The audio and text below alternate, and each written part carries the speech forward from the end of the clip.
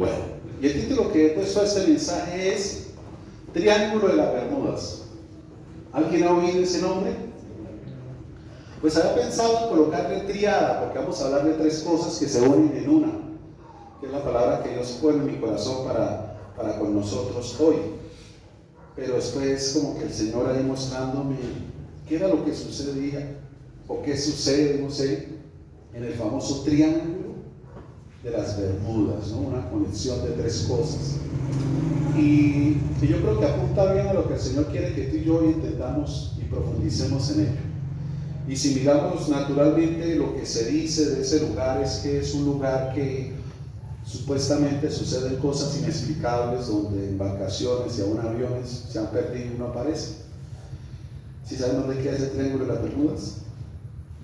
Es una limitación que hay aquí por la parte del Caribe, en la parte sur de Estados Unidos, hacia la parte norte de las Antillas, ahí más o menos donde están las Islas Bermudas, por eso es triángulo de las Bermudas. Es esa zona donde han sucedido estos hechos y son inexplicables, que por ningún lado aparecen.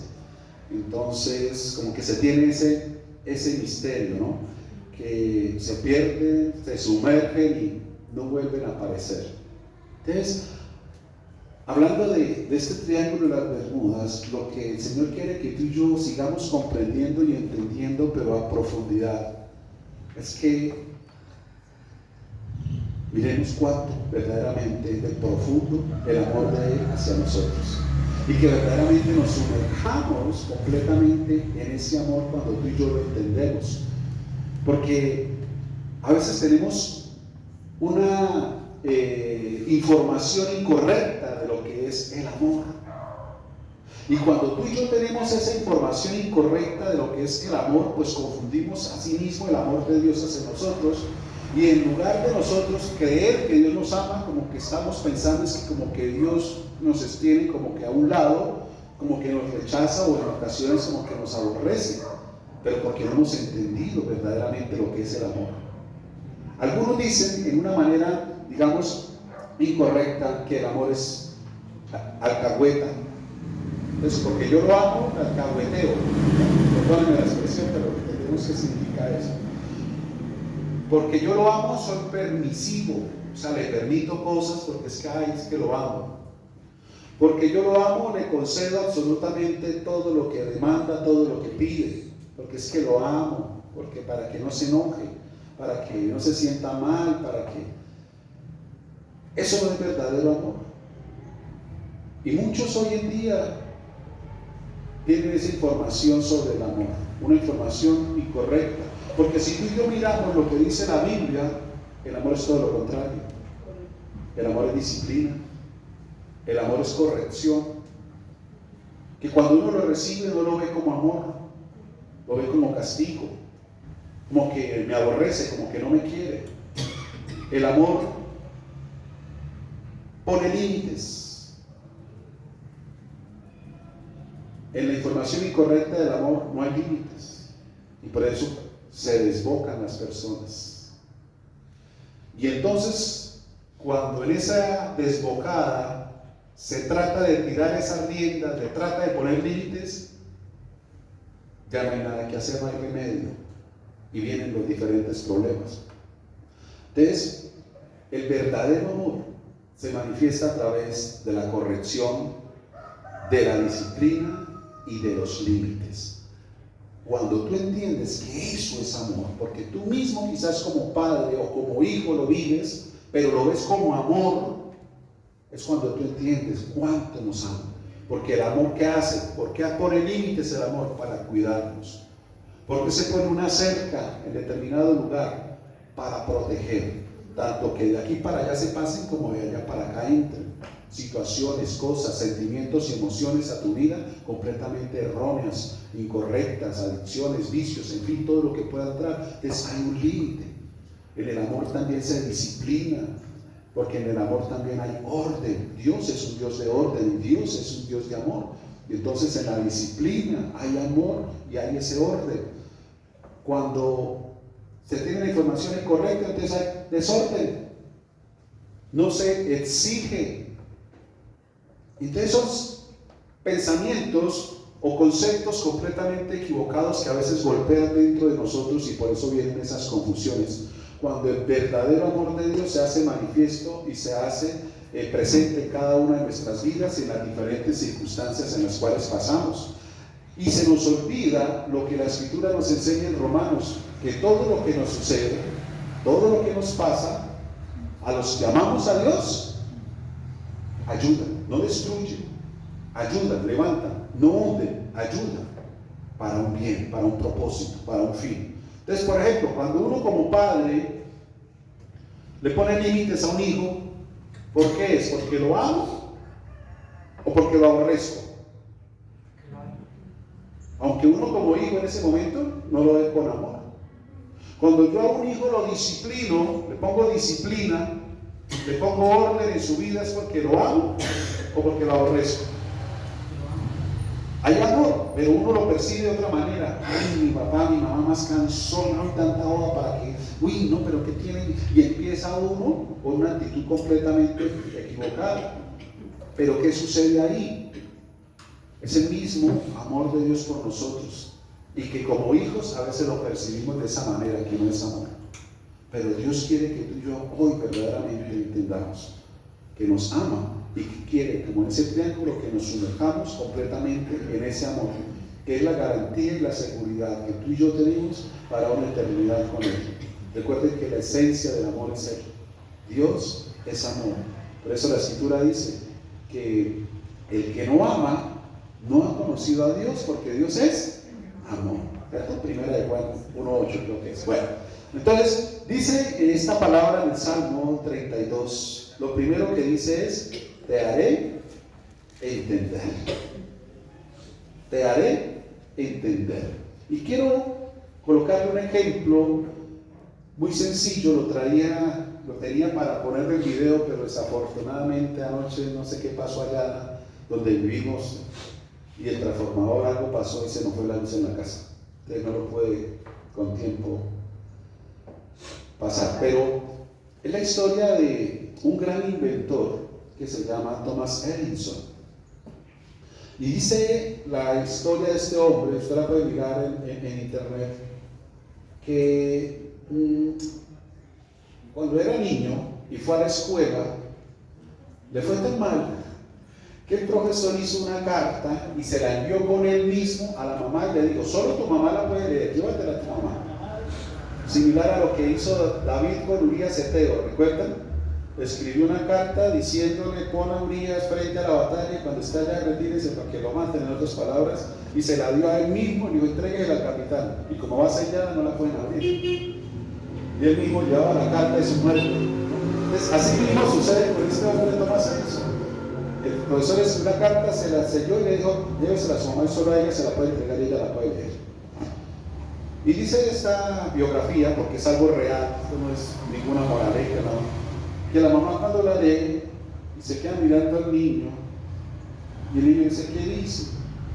Y entonces dice: hijo, que tú eres un genio, que tú eres un genio y que en la escuela no hay profesores capacitados, preparados para enseñarte a ti, y que esa enseñanza me corresponde entonces a mí, así que de ahora en adelante yo voy a ser tu profesor.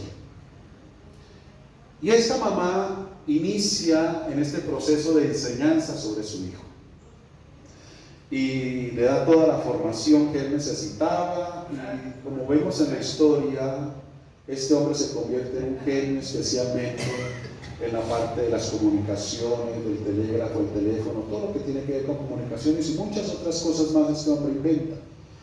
Y al final, cuando su mamá muere, ya siendo él un adulto, su mamá muere y él empieza a recoger muchas cosas que ella tenía. No recuerdo ahí si era que iban a mudarse, no iba a guardar lo que ella tenía, y dice que en determinado archivador vio la carta y le causó curiosidad y cogió la carta, y era la carta del profesor dirigida a su mamá. Y entonces él la coge y lee lo que dice la carta. Y cuando este hombre lee lo que dice la carta, donde no decía que él era un genio, sino todo lo contrario,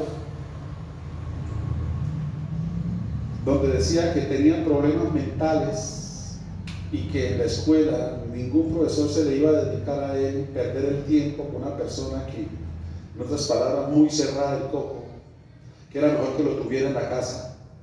Y él lee eso, dice que lloró por horas, entendiendo el amor de esa mamá, que revirtió todo el diagnóstico que se daba en su contra y se dedicó en amor a enseñarle, a instruirlo y a capacitarlo. Y se cumplió lo que la mamá desató en esa carta, porque lo primero que ella dio es: aquí dice que tú eres un genio. Y eso fue lo que él vivió.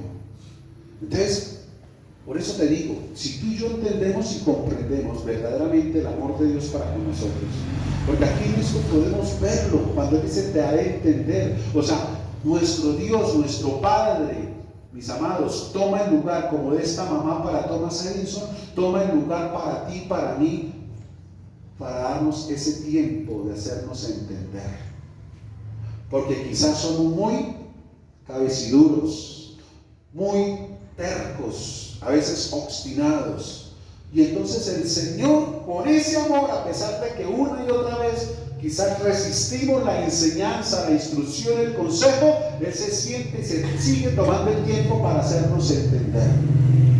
Eso es amor. Sigue insistiendo con nosotros. Así como a este hombre lo desecharon de una, el Señor a ti y a mí no nos ha desechado, aunque no alcanzamos muchas veces a dar la talla que hasta este momento deberíamos tener. Porque la carne, el egoísmo, la mentalidad, el raciocinio humano siempre están resistiendo lo que es espiritual, la palabra de Dios. Ahora entiendes por qué en algunas ocasiones el Señor sigue insistiendo a veces en ciertos temas, en ciertas cosas con cada uno de nosotros. ¿Por qué sigue insistiendo? Para que entendamos. ¿Y por qué Dios quiere que tú y yo entendamos? Porque nos ama y es lo mejor que nos pueda suceder a nosotros. Ese te haré entender es que Dios te toma a ti, te toma a mí personalmente, hermano, para adoctrinarnos, para aconsejarnos. Hay en otra versión, dice, te daré consejos. Y eso es lo que el Señor hace con cada uno de nosotros. Pregunto, ¿eso es amor o no es amor? ¿Será que así como este hombre, cuando entendió lo que esta mamá hizo, se duró horas llorando por ese testimonio de esa mamá, y que en vida nunca él se entendió por enterado de lo que ella hizo por él? Pero cuando se entera, fue un quebrantamiento. Lo que Dios quiere contigo y conmigo es que nos enteremos del amor de Él por nosotros, para hacernos entender, para sacarnos de la obstinación, de la necedad y de la terquedad. Porque a veces oímos lo que Él nos instruye, pero nuestro corazón se endurece para hacer lo que Él quiere que hagamos, y seguimos siendo nosotros en nuestra obstinación. Por eso el versículo 9 dice: no seáis como el caballo, como el mulo sin entendimiento. Necesitan de cosas más fuertes, dolorosas, para que entiendan. Hay gente, perdóname la expresión, que a veces entiende solamente a los golpes. Quizás tú también lo has dicho a alguien. Y en algunas ocasiones, cuando has querido hacer entender a alguien y no quiere entender, a veces decimos que la vida le dé el golpe, que se estrelle para que abra los ojos, porque ya no hay otra manera. Eso es lo que dice el Señor. Él no quiere que tú y yo, en su amor, lleguemos a esos extremos para entender. No quiere. Por eso Él sigue insistiendo en nosotros, para que tú y yo entendamos, para que recapacitemos, para que reflexionemos y nos sumerjamos en ese amor que siempre tiene lo mejor para nosotros. ¿Qué significa el freno de un caballo? Es algo doloroso, porque es un metal que le meten en la boca. Le meten el metal, y aquí por cada esquina del metal lleva una cuerda. Y entonces cuando el caballo como que va muy rápido, el jinete le tira las dos cuerdas, y entonces el dolor que le produce acá el hierro lo hace detenerse. Si el jinete quiere que gire a la derecha, le tira tantico la cuerda, y cuando siente el dolor aquí, el caballo coge para ese lado, o viceversa si es para la izquierda.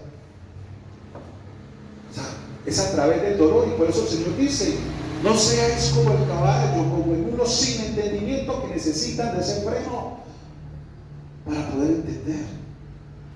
Dice que han de ser sujetados con cabestro y con freno, porque si no, dice, no se acercan a ti.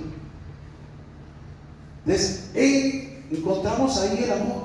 Ahora, ¿dónde vamos a ver esta tríada o este triángulo del amor? Pero te repito, como te dije al comienzo, a veces no lo identificamos como amor, pero sí está el amor ahí. Por ejemplo, en el Evangelio de San Juan, en el capítulo 16, en el versículo 8 y 9, hablando del Espíritu Santo, dice la Escritura: y cuando Él venga, convencerá al mundo de pecado, de justicia y de juicio. Vemos tres cosas también ahí. Lo primero habla de pecado.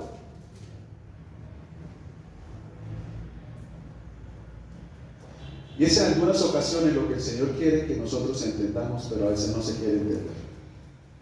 Es lo que el Señor quiere que tú y yo verdaderamente miremos, y a veces no lo miramos así. Y por eso nos envía esa ayuda, su Espíritu, para mostrarnos a nosotros esa situación. Pero que tú y yo también entendamos que no importa, como Dios nos dice, el pecado, pero si tú y yo lo reconocemos, tiene sanidad y tiene cura. En Jesucristo nuestro Señor, quien pagó por ese pecado. ¿Por qué? La Biblia habla en Proverbios capítulo 28 y nos dice que el que encubre su pecado no prosperará, pero el que lo confiesa y se aparta alcanzará misericordia. Pregunto, ¿nuestro Padre que nos ama quiere que tú y yo seamos prosperados, sí o no? De la puerta a la prosperidad es la confesión de nuestros errores, faltas, de nuestras maldades y transgresiones. No es que las encubramos, que como nadie se dio cuenta, nadie supo, o muchas veces nosotros las ignoramos y no las vemos en esa dimensión de maldad, de pecado, de que estuvo mal. Pero para eso tenemos el Espíritu Santo. Para eso lo tenemos a Él, que nos ayuda a ver lo que tú y yo quizás a veces no vemos, a percibir lo que a veces no percibimos, y Él nos lo muestra con un propósito: que haya confesión. Y en la confesión se hace manifiesta la obra de nuestro Rey Jesús de amor en cada uno de nosotros. Ella proporcionó la medicina para tu prosperidad. Y no te estoy hablando de dinero, te estoy hablando de sanidad, te estoy hablando de relaciones interpersonales, te estoy hablando de cada área de tu vida. Que tengas ese equilibrio maravilloso, donde vivas en paz, en tranquilidad, en una vida equilibrada. Eso se llama prosperidad. Por eso dice: el que lo confiese y se aparta alcanzará esa misericordia para vivir en esa prosperidad, de lo contrario no. Y ahora, ¿con qué otro texto vamos a enlazar esta triada? Y vamos a mirar lo que dice 1 Corintios capítulo 13, donde la Escritura nos habla de la, yo creo, más hermosa declaración de lo que es el amor. En 1 Corintios capítulo 13, donde se nos habla sobre ese amor. Y dice que el verdadero amor, dice, es sufrido, es benigno, en otras palabras, apacible, compasivo. Que el amor no tiene envidia, el amor no es jactancioso, el amor no se envanece, no hace nada indebido, no busca lo suyo, no se irrita, no guarda rencor, no se goza de la injusticia, mas se goza de la verdad, que todo lo sufre, todo lo cree, todo lo espera, todo lo soporta. Pero en el versículo 13, es lo que me quiero enfocar, dice: y ahora permanecen la fe, la esperanza y el amor. Estos tres, ¿sí que estamos hablando de triadas? Pecado, justicia, juicio. Te haré entender y te enseñaré el camino en que debes andar, solidificaré mis ojos. Y aquí dice: y ahora permanecen la fe, la esperanza y el amor. Dice estos tres, pero el mayor de ellos es el amor. Por eso entonces, en esta triada, donde el Señor se encarga de hacernos entender, de que nosotros conozcamos la situación que tú y yo vivimos, o la condición en la que estamos quizás de pecado, ahí donde tú y yo podemos ver la manifestación del amor. El amor. Dios es amor. Pagó nuestros pecados para que tú y yo entendamos. Así es sencillo.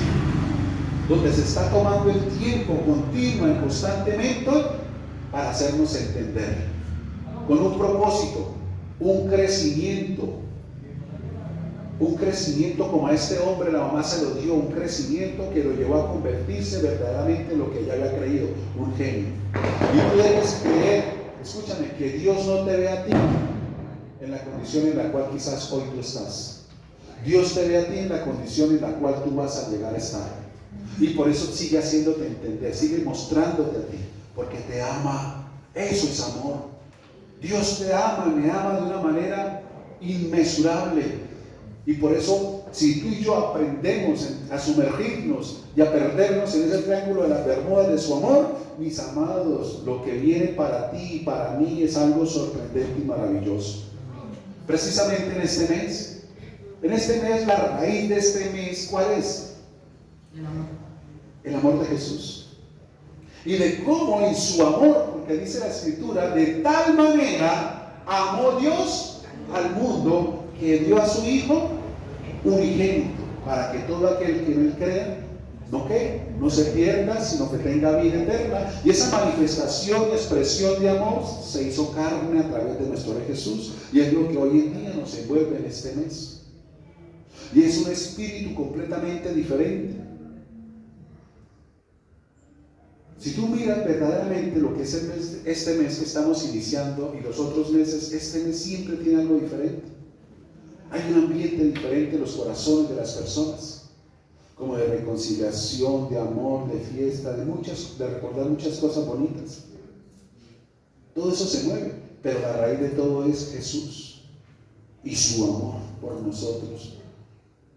Aunque pues secularmente se celebra en este mes, ¿no? Terminando año,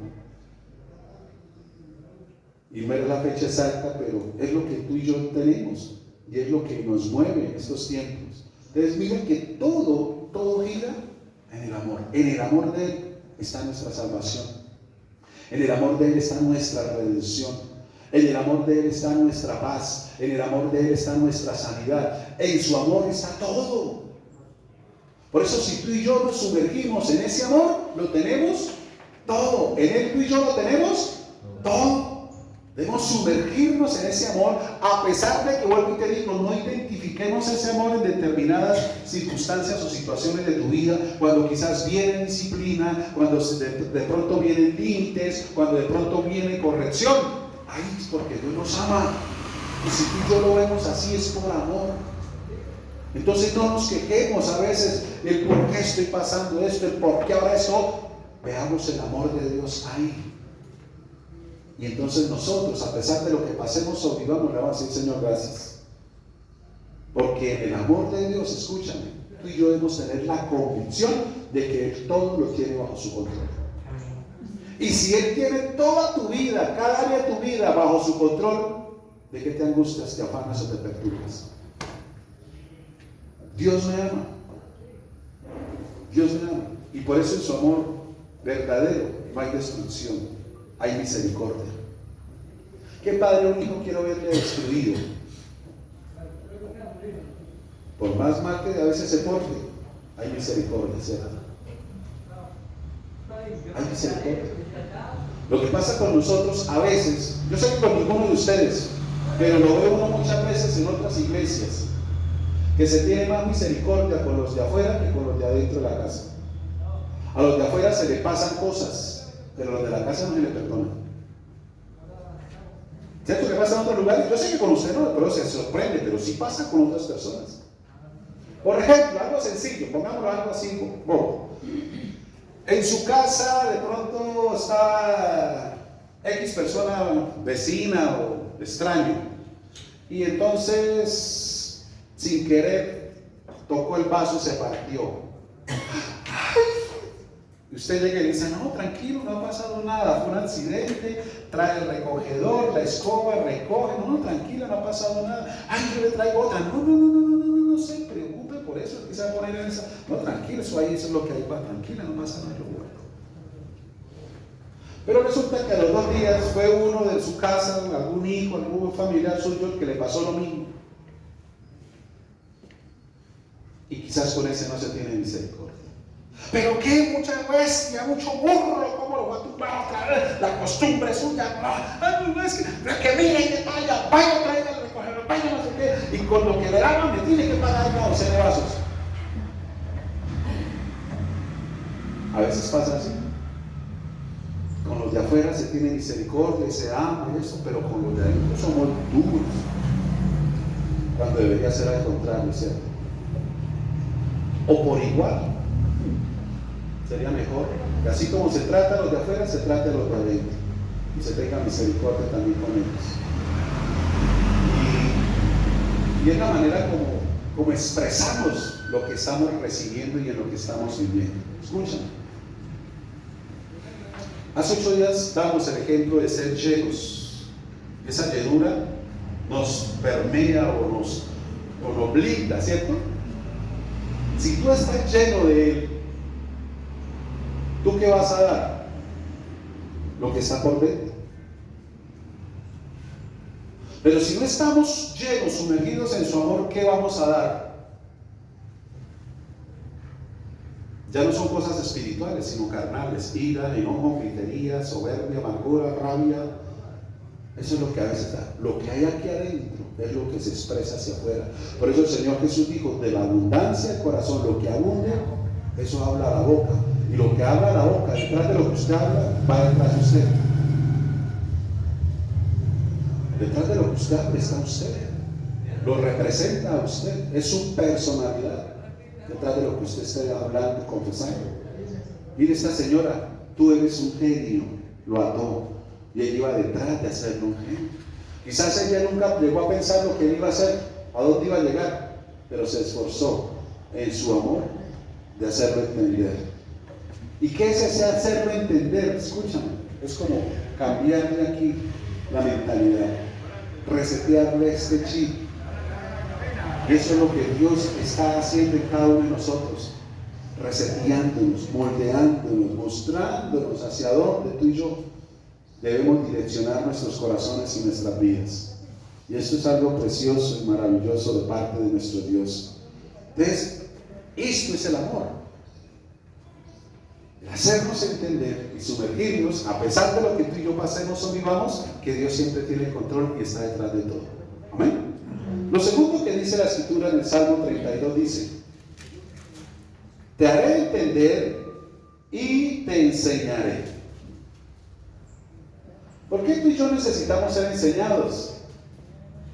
Si el Señor dice que nos va a enseñar, es porque tú y yo no somos los chachos de la película, que tú y yo no las sabemos todas, que quizás la enseñanza que tú y yo traemos fue la que recibimos en casa y no necesariamente fue la correcta. Y por eso el Señor necesita enseñarnos. ¿Por qué? Escúchame.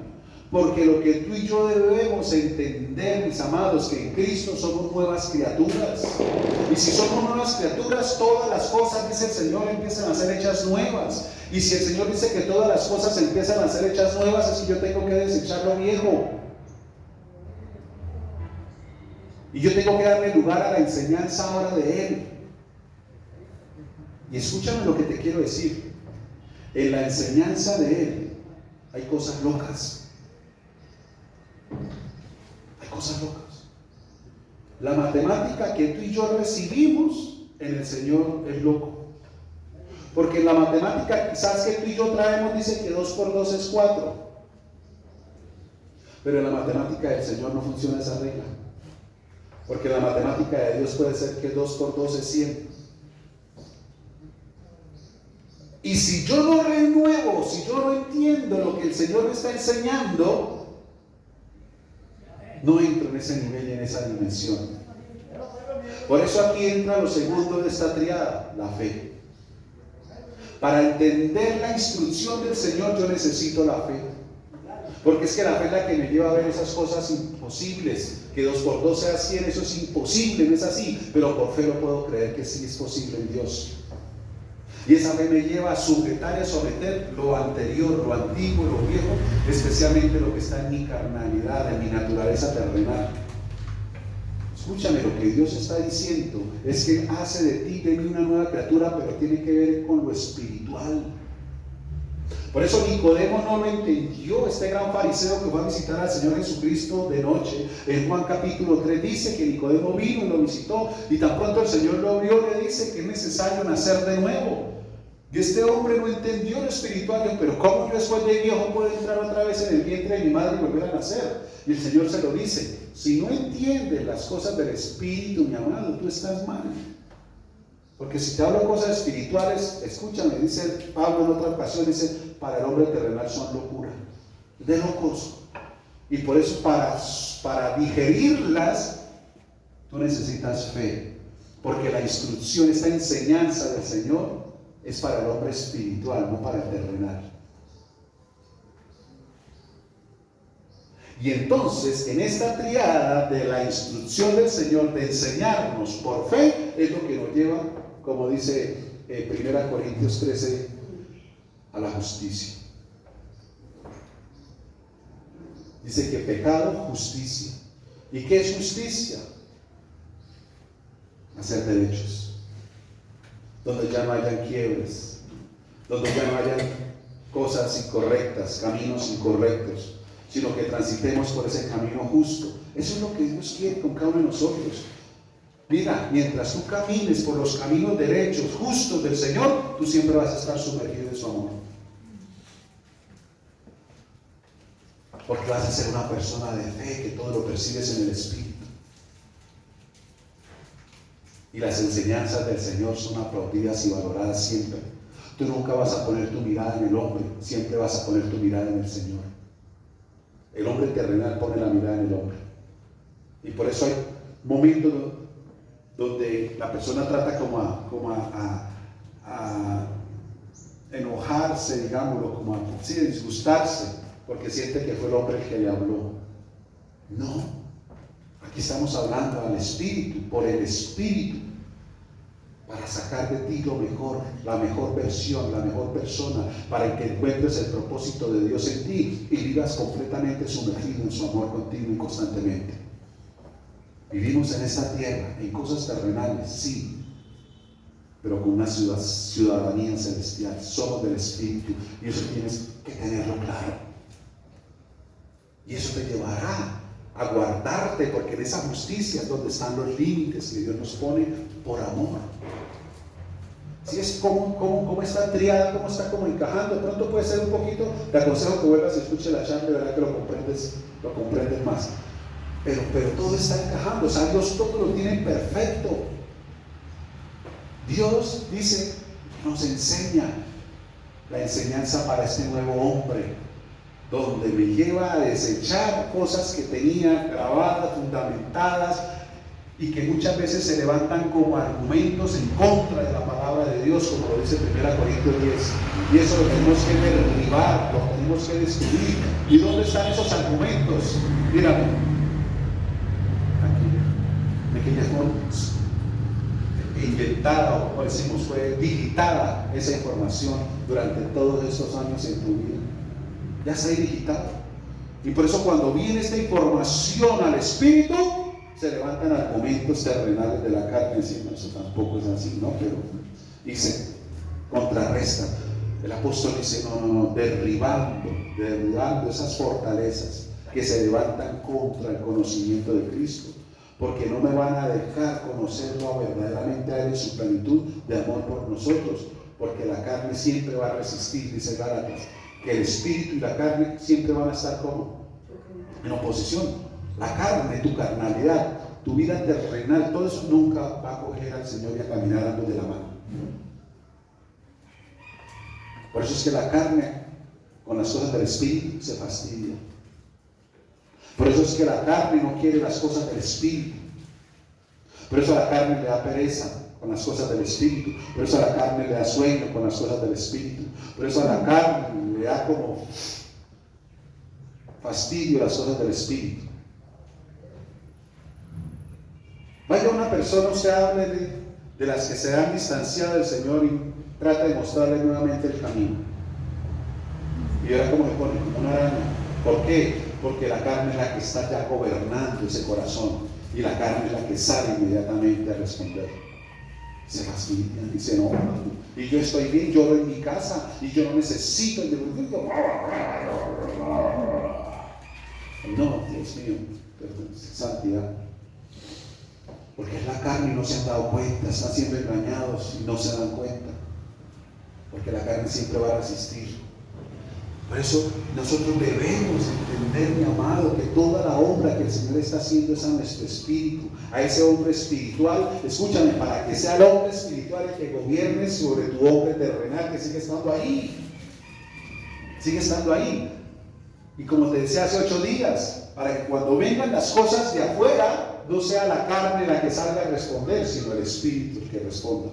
La carne quiere, pero el espíritu primero está ahí, en la puerta. Es el que va a responder, es el que va a actuar, y eso te hace a ti sabio, te hace humilde, te hace sencillo, te hace prudente, te hace espiritual. Nos lleva ahí por esa línea, nos lleva ahí por ese camino. O sea, qué hermoso que el Señor en su amor se tome ese tiempo para hacernos entender y para enseñarnos. Para enseñarnos. Por ejemplo, algunas personas, yo de pronto no lo alcanzo a recordar porque está muy niño, pero algunas personas a veces uno habla y ellos evocan consejos o instrucciones de sus abuelos. Y dicen, yo recuerdo que mi abuelo siempre me decía, eran cosas buenas y se tienen ahí presente, fueron enseñanzas, instrucciones muy buenas y que quedaron marcadas.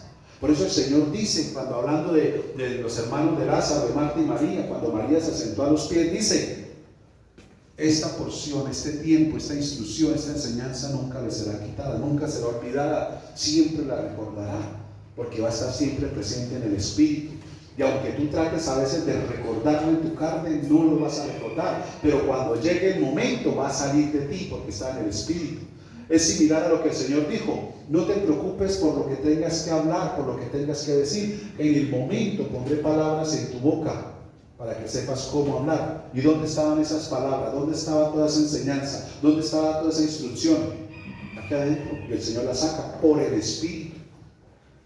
¿Sí lo logran entender? Eso es lo que dice el Señor. Ahora, lo tercero, bueno, en otra versión, antes de pasar a lo tercero, dice que te daré consejos, ¿cierto? Te daré consejos y te instruiré. Es una instrucción. La instrucción tiene que ver con preparación, con capacitación, con un fin o con un propósito. Que seas mejor padre, que seas mejor madre, que seas mejor hijo, que seas mejor hermana, que seas mejor jefe, que seas mejor empleado, que seas mejor en todos. A eso apunta el propósito de Dios en nuestras vidas.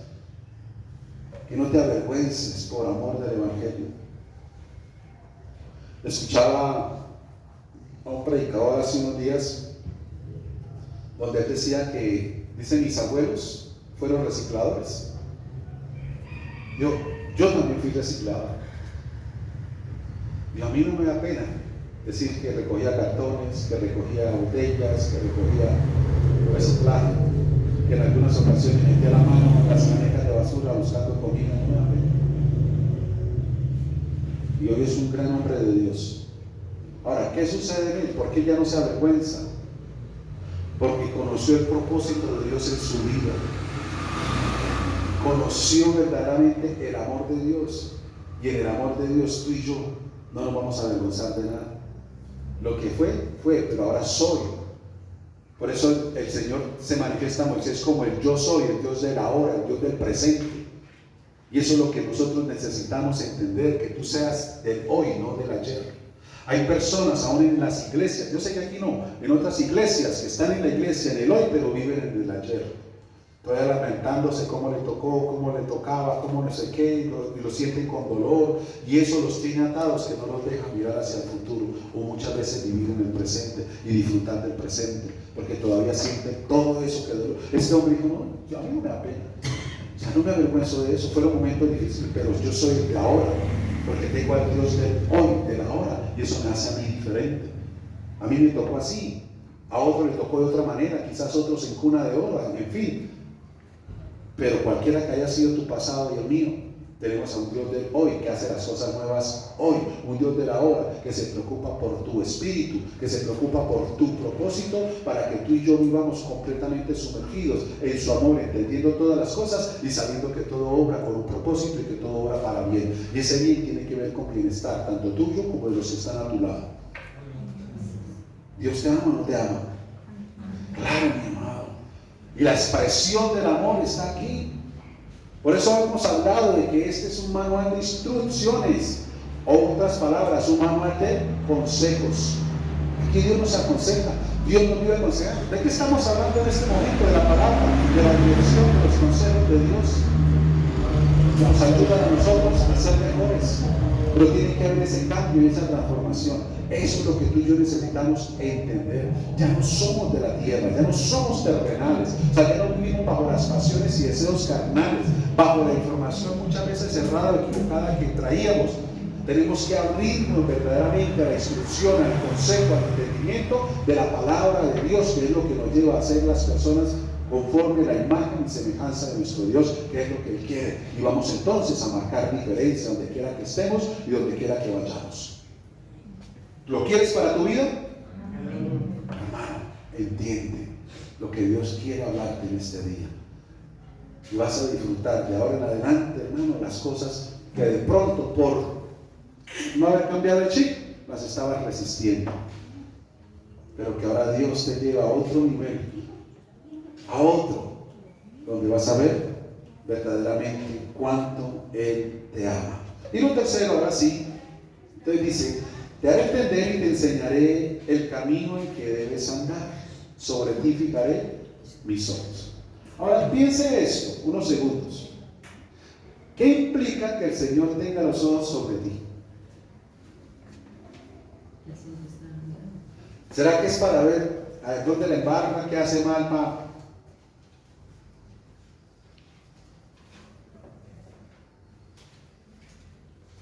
¿O será que esta expresión de poner los ojos sobre nosotros es porque te ama, porque te admira, porque te aprecia, porque te valora?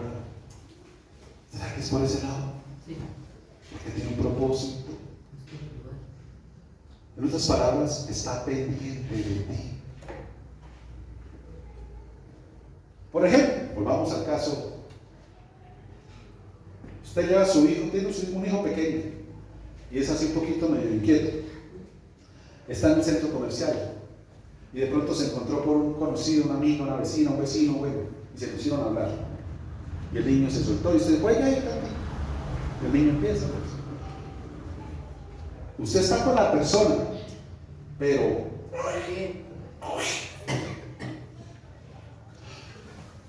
pregunto, ¿por qué está pendiente? Porque se puede caer, se puede ir. Que no le pase nada malo, ¿cierto? Que no, y está uno ahí en la jugada, que pronto se caiga, que alguien se le acerque, que en fin. ¿Y por qué está pendiente?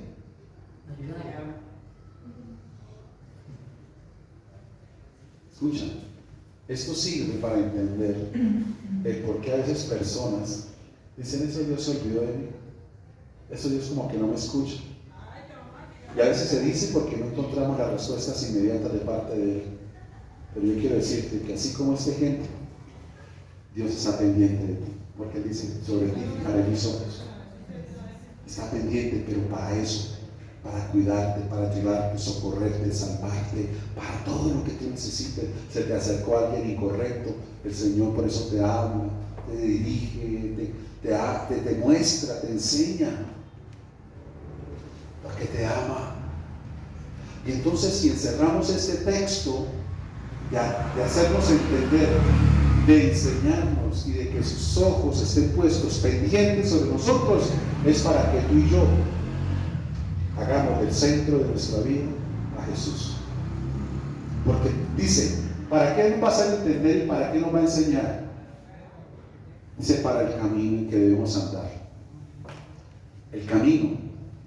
Uno que abrió los brazos sobre un madero hace más de 2000 años dijo: yo soy el camino. Y a través de la cruz encontramos el camino. Y es un camino de bendición, un camino de vida, un camino de propósito. Solo a través de Jesús, caminando, porque el Señor nos invitó a seguir esas pisadas de Él en el camino. Y es el único camino que nos va a llevar a papá. Es el único camino que nos va a llevar al Padre. ¿Para qué nos hace entender? Para que miremos a Jesús. ¿Para qué nos instruye, nos da consejos y nos enseña? Para que miremos a Jesús. ¿Por qué pone sus ojos sobre nosotros? Para que miremos a Jesús. Y entonces, en esta triada, esto representa nuestra esperanza. Recuerda, amor, fe y esperanza. Él es nuestra esperanza. Porque a través de Jesús tenemos el futuro, la eternidad garantizada y la esperanza que tú y yo tenemos. Y si lo enlazamos con 1 Corintios, ahí está hablando de justos, de ser justos, porque tenemos el mejor ejemplo. Dice que Él fue tentado en todo, pero no lo embargó. Y lo tenemos a Él como camino de santidad. Mira, a través de Jesús, escucha, y es que lo que a veces personas no han entendido, a través de Jesús, el propósito, la finalidad, pongámoslo así, la finalidad tuya y mía no es la salvación. El fin, el propósito tuyo y mío no es la salvación, porque ya no fue dada. El fin, la finalidad o el propósito tuyo y mío, dice la Escritura, es la santidad. Eso es lo que tú y yo debemos buscar. Y eso se llama ser justo, justicia, porque santidad tiene que ver con apartarnos, ¿sí? La santidad no tiene que ver con un estado inmáculo de no. La santidad, santificación tiene que ver con apartar, como consagrar. Cuando tú consagras es algo que quitas del mercado, que lo apartas y dices, esto es para esto y ya. Como cuando compraste algunos, esos platos tan lindos y dijiste, estos son para visitas o cenas o almuerzos especiales y los tienes allá reservados y hermano, nunca los usas. Están consagrados, están santificados, o sea, están apartados para algo especial. Yo recuerdo, voy a cerrar ya, puede sonar chistoso, pero algo similar. Resulta que cuando yo estaba niño, no hace muchos años, y una de mis hermanas me regaló una sudadera. Es que todavía ese tema, después de tantos años, todavía ese tema y nos reímos, todos en la casa cuando me contaban mis hermanas. Y una de mis hermanas, cuando ella vivía en Bogotá en ese tiempo, me regaló una sudadera roja, bonita la sudadera, pero la sudadera me quedaba un poquito grande. Y entonces mi mamá no me la dejó colocar. Dijo, no, mijo, eso el estreno es todo, deje para comprarle también una camisa y unos, digamos, zapatos. Y la guardó allá en un cajón. Quedó consagrada y santificada. Cuando se llegó a sacar esa sudadera, y no porque hubiese ya la camisa y los zapatos, no había camisa y zapatos, pero ya como que dijo, no hay estreno, al menos pongámosle la sudadera roja a Oscar. Y sacó la sudadera y me quedó la brincacharcas. No me sirvió. Claro, para mí, yo no sé qué cara hizo, qué desilusión, pero mis hermanas, obvio mayores, ellas sí. Y se reían y se burlaban de la sudadera roja mía. Es que yo no recuerdo si a pesar de eso yo como que me la coloqué, no recuerdo, porque ella ríe todavía. Yo no me acuerdo muy bien, me acuerdo de la sudadera roja sí, pero y se ríen. ¿Por qué?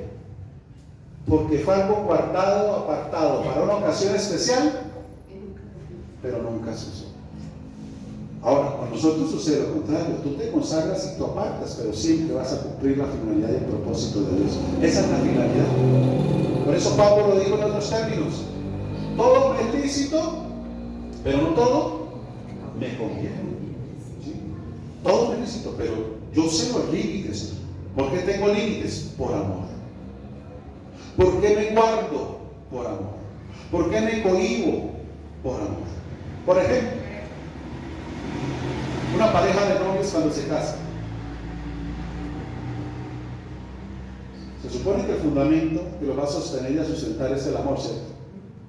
Y quizás el hombre o la mujer sigue recibiendo invitaciones como lo hacía de soltera, participar en ciertos eventos, ir a ciertas cosas, en fin, de lo que pronto la vida que traía. Pero ¿qué sucedió en ese momento?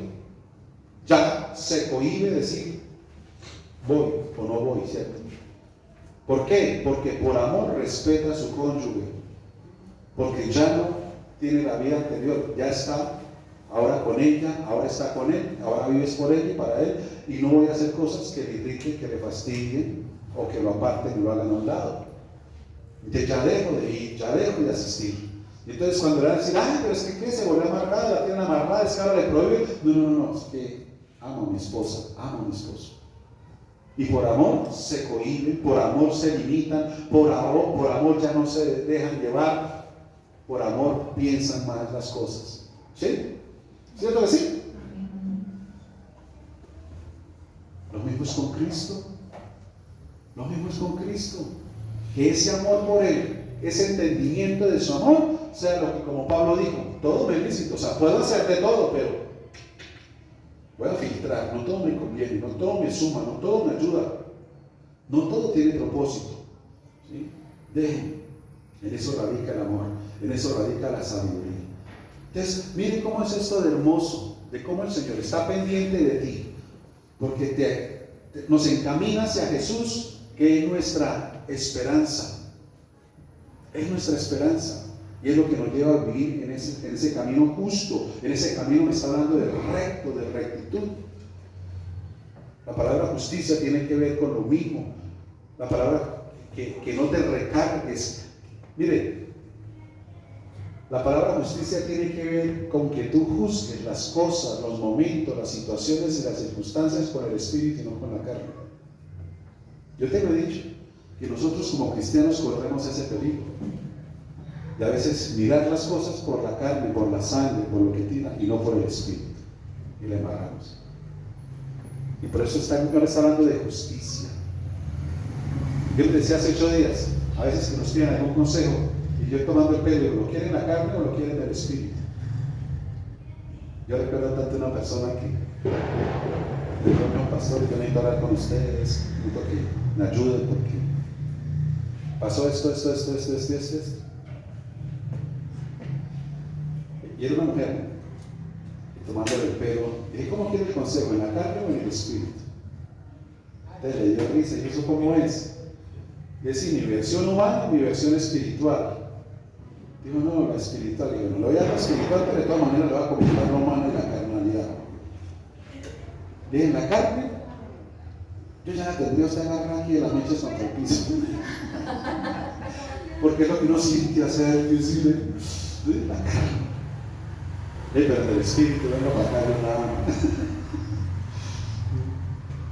Dios le da otra oportunidad, Dios la levanta. Pídale perdón al Señor. Y viene un proceso de restauración. Pero es eso, ¿sí? Esa es la justicia de Dios. Porque en la justicia de Dios está la misericordia de Dios. Dios nos lleva y nos enseña en esta nueva naturaleza a que seamos nosotros justicia de Dios. Que actuemos con misericordia, como ya te expliqué. Y justo tiene que ver con ser recto. Y la rectitud nos la da el camino de luz. Los otros caminos no tienen luz, están en oscuridad. Lo que te decía ahorita, en la casa se nos fue la luz, quedamos amarrados, sin luz. No pude hacer otras cosas que necesitaba hacer anoche, y queda uno y como que, ¿qué hacemos? A dormir.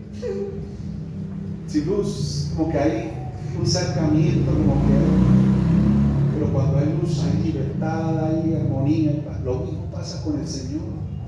En el camino de luz tú puedes vivir en libertad, en paz, en armonía. Tienes todo a tu disposición. El amor te guarda, el amor te protege, el amor está pendiente de ti, el amor se sienta a instruirte, a enseñarte, a aconsejarte. El Señor está ahí siempre contigo. Ese es el verdadero amor, para que seas justo, para que obras en la justicia, para que permanezca ese amor, para que permanezca esa fe, para que permanezca esa esperanza, que tenemos todo en Él, para que entiendas que en el océano del amor, que es Dios, hermano, lo tenemos todo. Y aunque carnalmente, terrenalmente tengas ciertas falencias, ciertas debilidades, tú entiendas que aunque venga eso en el mar, en el océano del amor de Dios, dice que aún en lo débil Él se hace fuerte por ti, y que todo lo que por ahora sientas que necesitas, ahí el Señor lo puede saciar y llenar, pero que todo tiene su tiempo. Y que cada promesa de Dios tiene su fecha para ti y para mí, pero que todo vendrá en la voluntad de Dios conforme Él sabe, que te conoce a ti y a mí, que es lo correcto y la manera de hacerlo, la manera de vivirlo.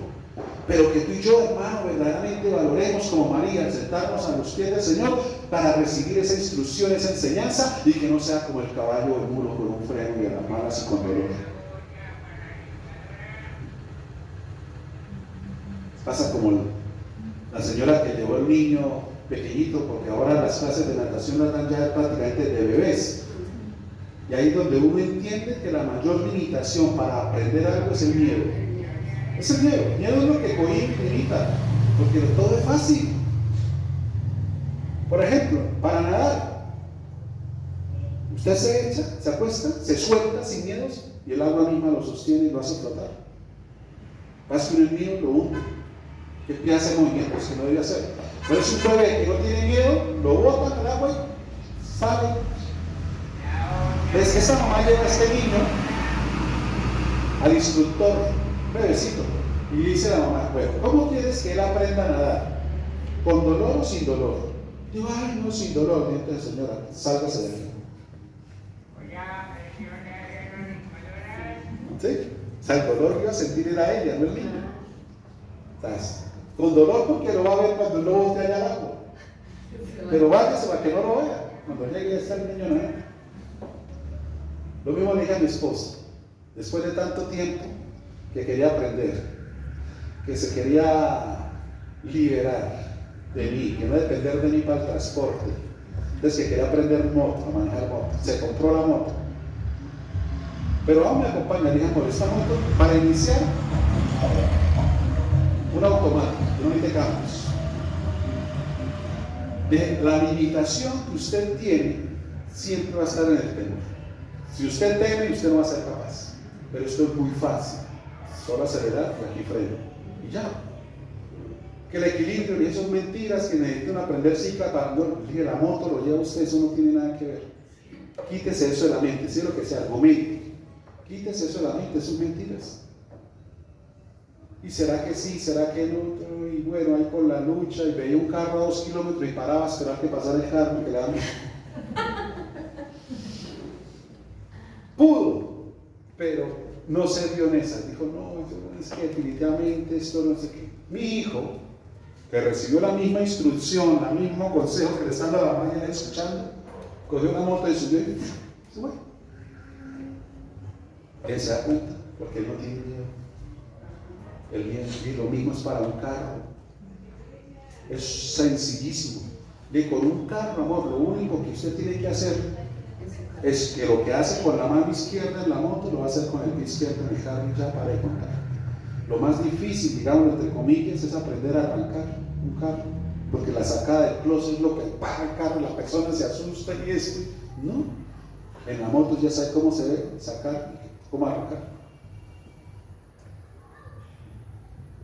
Pero mi hijo, que escuchó la instrucción y que enseñó el consejo, se subió al carro, lo arrancó mejor que yo.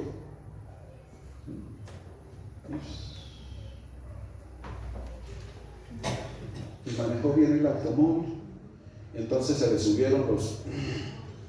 Y ahí teníamos un camioncito allá, el de mi cuñado lo tenía guardado, que no vaya a ver la predica, que no vaya a enterar por la predica.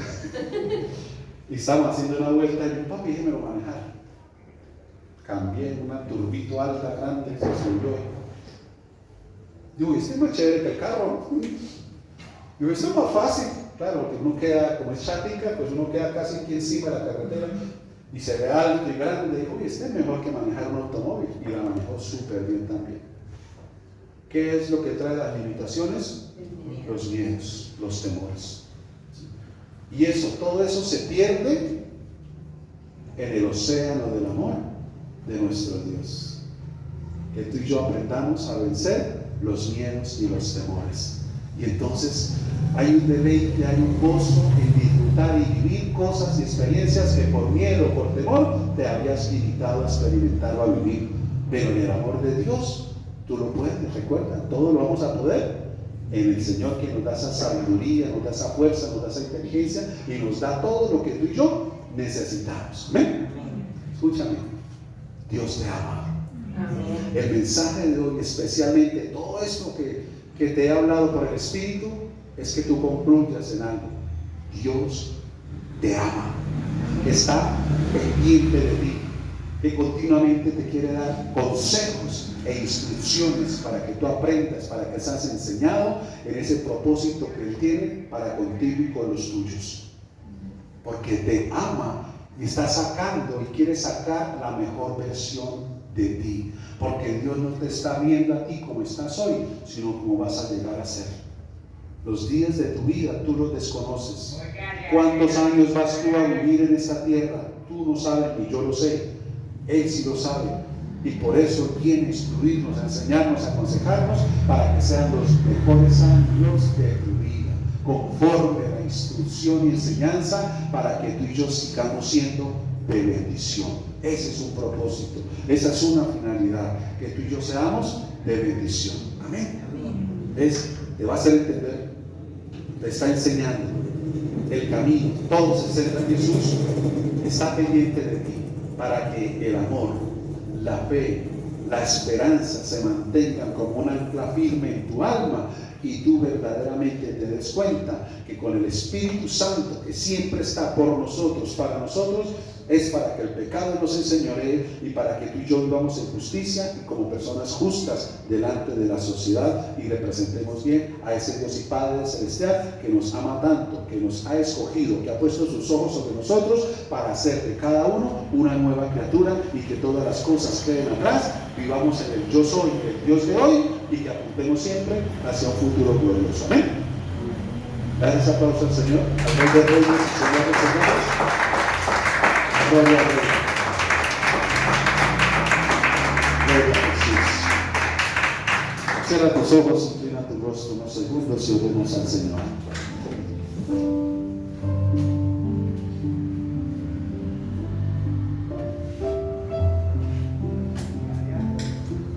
Y Él que está pendiente de ti,